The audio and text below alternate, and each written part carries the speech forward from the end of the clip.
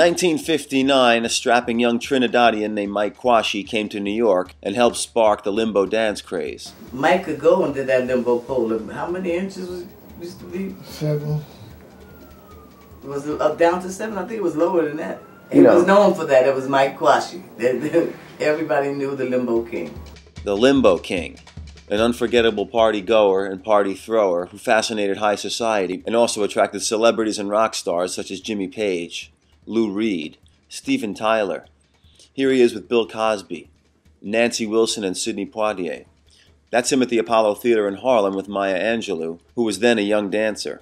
Now, one of Mike's regular dancers in the 60s was a young woman named Jean Lee, who Mike hired and took under his wing for a few years until they went their separate ways and lost touch for decades.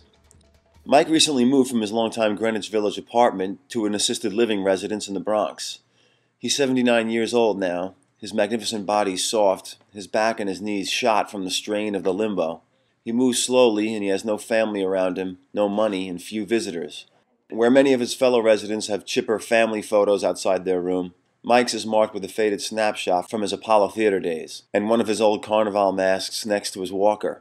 Well, there's one person from the old days he knows, his beloved dancer, Jean, who unbeknownst to Mike left professional dancing after they parted ways and became a psychiatric nurse at this very home. First time she came in the room to say hello, I just completely flipped out, said, I don't believe that I'm in a home and there's Jean.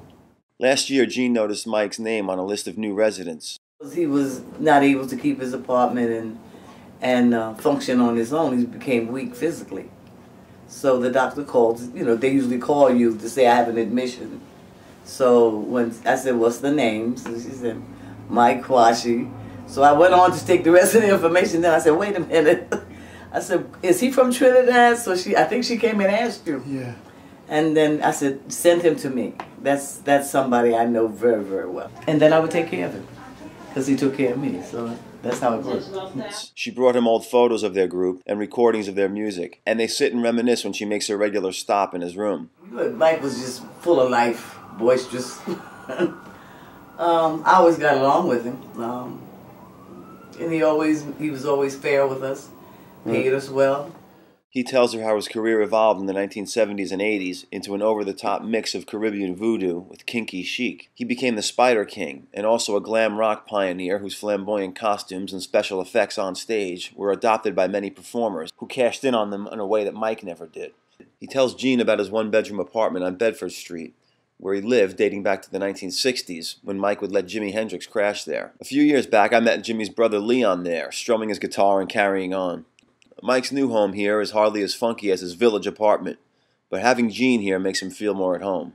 I look out for him, Who would ever think that after all these years we would be back together again, and the way he helped me, I'm able now to help him.